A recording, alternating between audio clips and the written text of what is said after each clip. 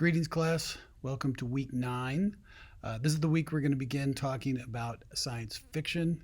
Want to show you folks a quick glimpse of your old classroom. I'm sorry you folks can't actually be here. Fortunately, I still can.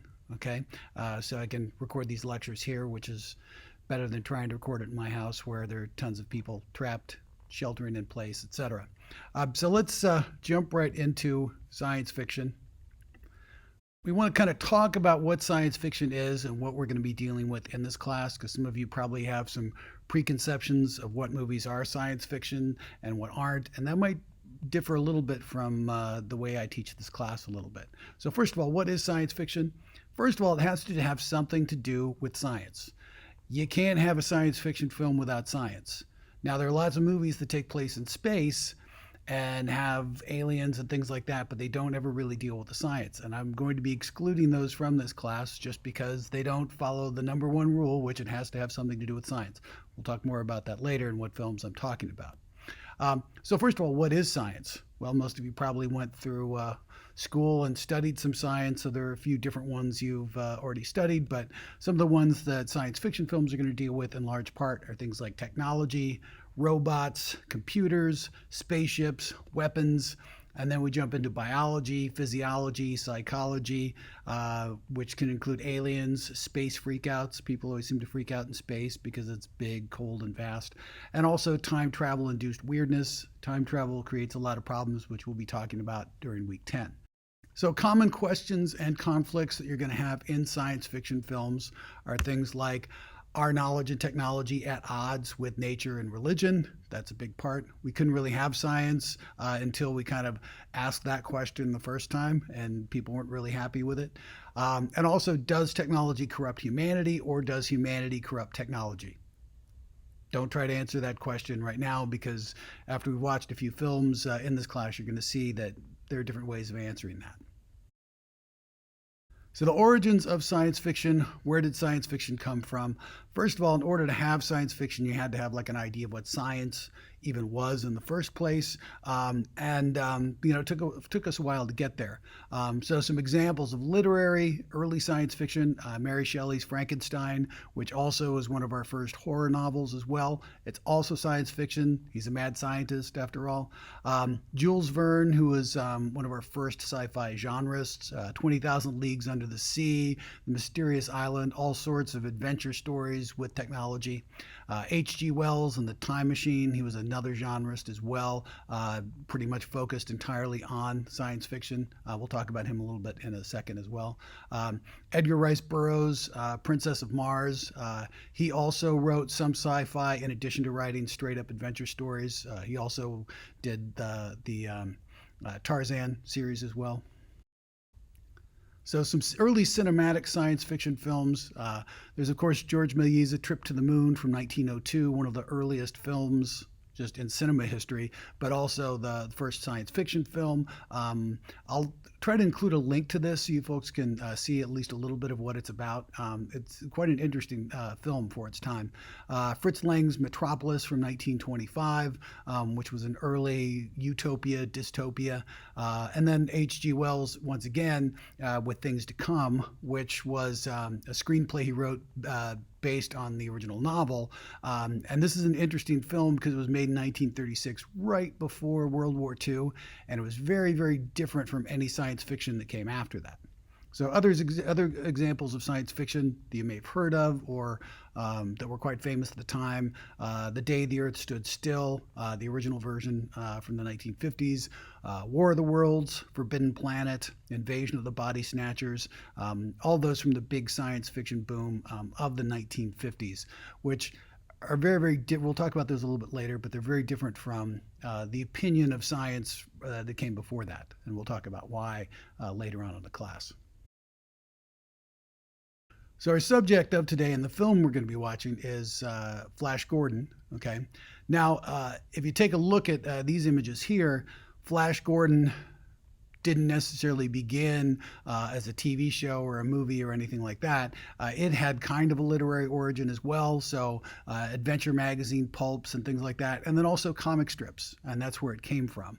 So if you take a look at it, we can see the science fiction here is very heavy. You've got people wearing fancy buccaneer boots and glass shields over their heads and strange cod pieces. He kind of looks like Aquaman in that one on the upper left. And the right, they're not even wearing any kind of equipment. There's kind of like lion men type guys, and the bottom pieces as well. Very often you had like animals in space. It was early science fiction had a lot of that. Now the movie that we'll be watching is from 1980, okay, but it's pretty much trying to get back to that 1930s style origin, that pre-World War II.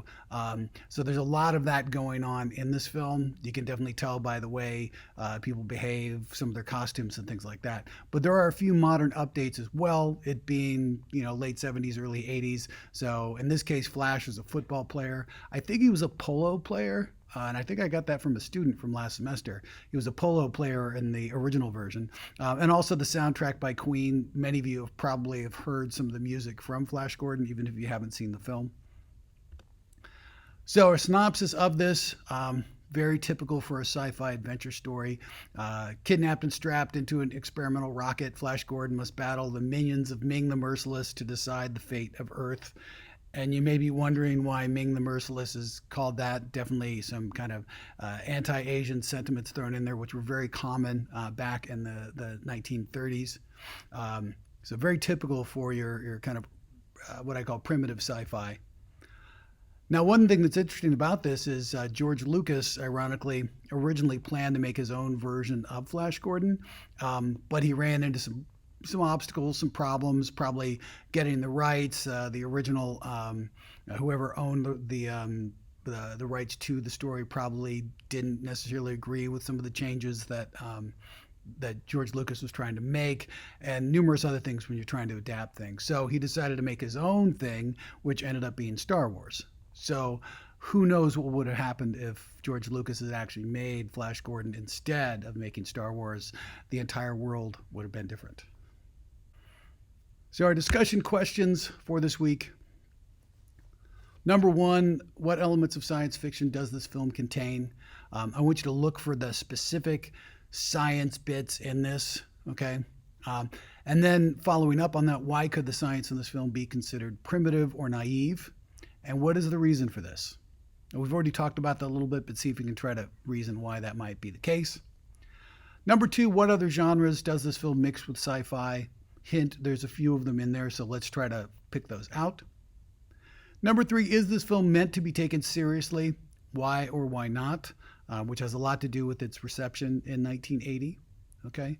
And then number four, what would George Lucas have done differently? So put yourself in George's shoes. What would you have done to make Flash Gordon in the George Lucas style? All right, so that's it for this week. Answer these questions. Keep them close to you because I will be drawing from these from the exam later on. I'll try to figure out a way to make it this somewhat interactive so you folks can actually have a little bit of a discussion. I haven't decided whether it's going to be an actual discussion element to go with it, or if we may try to do a live element to the class, maybe a Zoom meeting or using the built-in Canvas conference. But I'll figure out some way for us to actually talk through these discussion questions going forward. All right, well, I hope this the first week working on the group project wasn't too bad. I'm going to make another video just to touch base with you on that. And good luck with this material.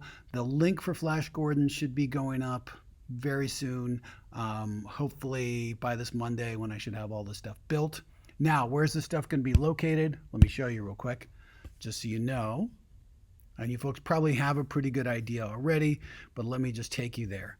So if we go to our site, notice I changed the way I'm building everything into specific pages. So last week you were on week 8, this week, week 9, what is science fiction? So this lecture is going to be located in this folder somewhere in here, and then also the link to the movie. Okay, but otherwise you'll also have the notes in PDF form, accessible notes that are text only, and then there's a sci-fi recommendations discussion. I want you folks to just get in and see if you have any recommendations for sci-fi films that we should watch. Just to keep us talking, and then there'll be some other stuff located in here as well. I'll try to find a link to the 1970s Saturday morning cartoon for Flash Gordon, which was like totally badass. And I think there's another one that's like a music video that Queen made, scoring the film. So I'm going to throw some of that stuff up here as well for you folks to watch. Anyway, till next week, I'll see you later.